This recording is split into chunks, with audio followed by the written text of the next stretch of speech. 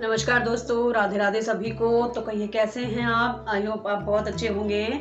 So friends, आ रहा है त्योहार होली का, उत्साह का, उमंग का त्योहार। होली बिल्कुल ही नज़दीक है। लेकिन फ्रेंड्स, उससे पहले एक बात बताऊं कि लगने वाला है खरमास और होली से 8 दिन पहले आते हैं होलाअष्टक।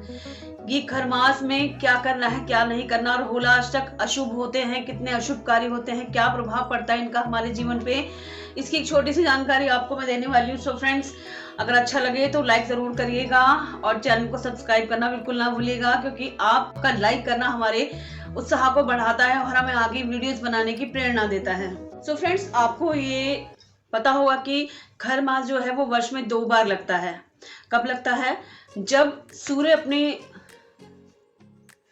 सूर्य धनु राशि में प्रवेश करते हैं दिसंबर में, जब पूस का महीना लगता है उस महीने, और अब जब सूर्य मीन राशि में प्रवेश करते हैं। और ये जो दोनों ही राशियां होती हैं, ये गुरुदेव बृहस्पति की राशि होती है, जो हमारे लिए सभी शुभ कार्य करते हैं। लेकिन जब सूर्य राशि में प्रवेश करते हैं तो वे दिन अशुभता के माने जाते हैं। गुरु ग्रह की शक्ति, देव गुरु जो बृहस्पति हैं, उनकी शक्ति क्षीण हो जाती है, कमजोर हो जाती है।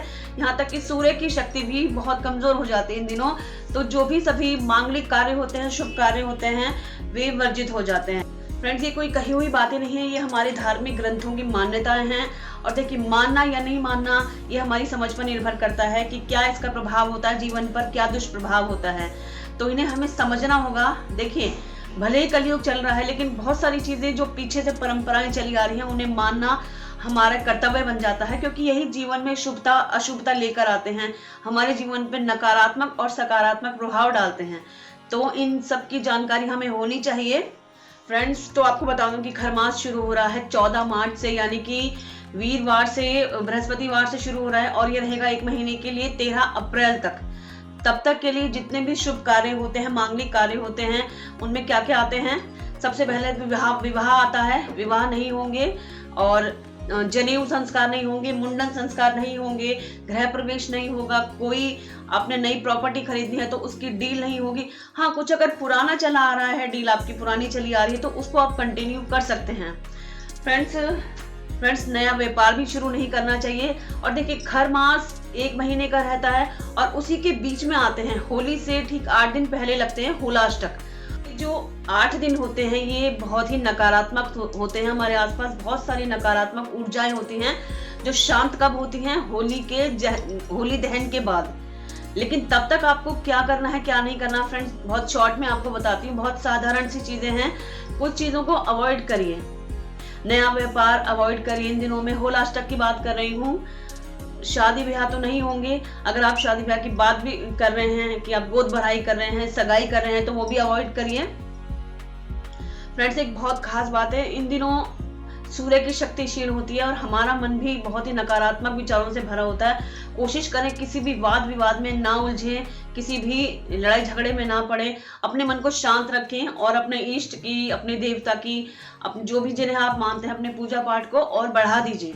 फ्रेंड्स, खर मास में अगर आप कोई उद्यापन करना चाहते हैं तो उसको अवॉइड करिए। देखिए, अगर 16 सोमवार का व्रत आप करें और उद्यापन बीच में आ रहा है तो आप कर सकते हैं।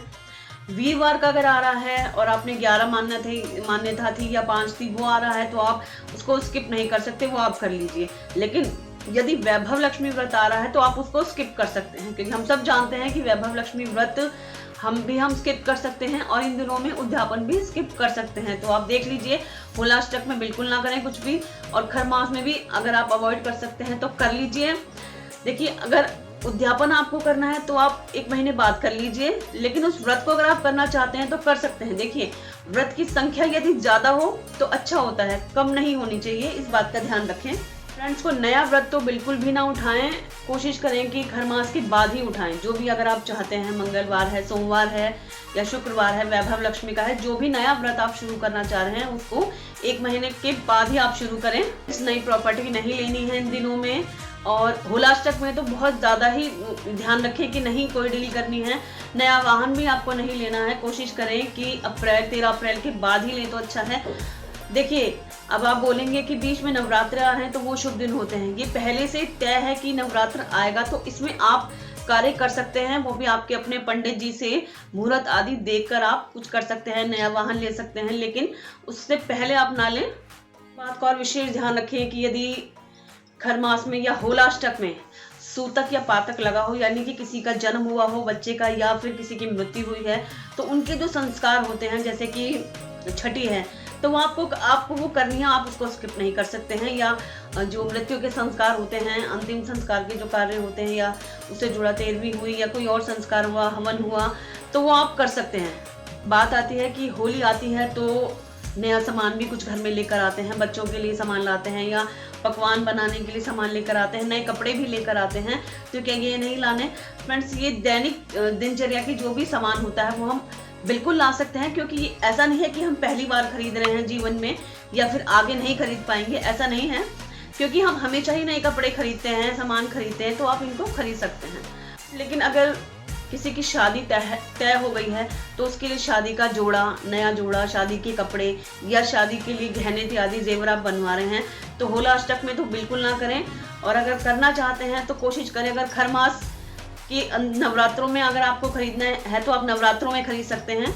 ऐसा अगर नवरात्रे लग जाए तब आप खरीद सकते हैं, गहने जेवर कपड़े इत्यादि आप तब खरीद सकते हैं। ये भी जानना चाहेंगे कि जो बच्चे का न्यू एडमिशन है क्या वो हम खरमास में कर सकते हैं? देखिए फ्रेंड्स, कुछ चीजें तो तय होती हैं कि अब स्कूल की एक डेट निर्धारित की गई है, फिक्स की गई है कि इस तारीख को आपको इस डेट से इस तक एडमिशन करवाना है, तो आप उसको स्किप नहीं कर सकते। हाँ, अगर आप कोशिश करें कि होलाष्टक में ना करें तो बहुत अच्छा है।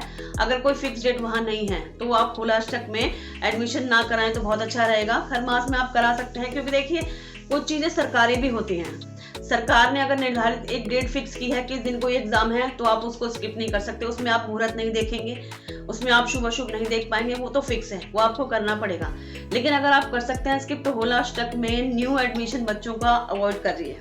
अब आप जानना चाहेंगे तो मैं आपको बता दूं कि क्या कर सकते हैं। फ्रेंड्स, इस समय सूर्य की शक्ति क्षीण होती है, हमारे देवगुरु बृहस्पति हैं, उनकी भी शक्ति क्षीण होती है। तो हमें क्या करना चाहिए? हमें सूर्योदय से पहले उठना चाहिए और स्नान आदि से फ्री होकर, निवृत्त होकर हमें सूर्य को अर्घ्य देना है।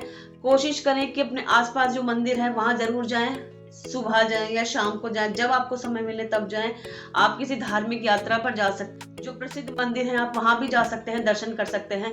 फ्रेंड्स, इन दिनों अपनी पूजा पाठ बढ़ाइए। हाँ, कोई बड़ा आप किसी धार्मिक पुस्तक का पाठ कर सकते हैं, कोई किताब है आप उसको पढ़ सकते हैं। जो धार्मिक ग्रंथ होते हैं जैसे कि रामायण है, रामचरितमानस है, भागवत है, गीता है, शिव महापुराण है, ये आप पढ़ सकते हैं और 1 महीने में इसे खत्म कर सकते हैं। बहुत ही अच्छा होता है फ्रेंड, बहुत शुभकारी माना जाता है। अगर आप पूरा ना पढ़ सकें तो कुछ पेज, रोज 1 पेज आप जरूर पढ़िए। तो फ्रेंड्स, होलाष्टक में हमारे ग्रह कमजोर पड़ सकते हैं, लेकिन हमारी प्रार्थना, पूजा और भक्ति ये कमजोर नहीं पड़नी चाहिए। तो इसीलिए डरे नहीं, शांत मन से अपने इष्ट भगवान का स्मरण करें और पूजा भक्ति को लगातार बनाए रखें। सो फ्रेंड, ये थी छोटी सी जानकारी होलाष्टक और खरमास के लिए। आई होप आपको अच्छी लगी होगी। अच्छी लगी तो लाइक करिएगा और चैनल को सब्सक्राइब करना बिल्कुल ना भूलें। तो मिलते हैं जल्दी ही किसी नए ब्लॉग में। तब तक के लिए होली की अग्रिम शुभकामनाएं सभी को। राधे राधे।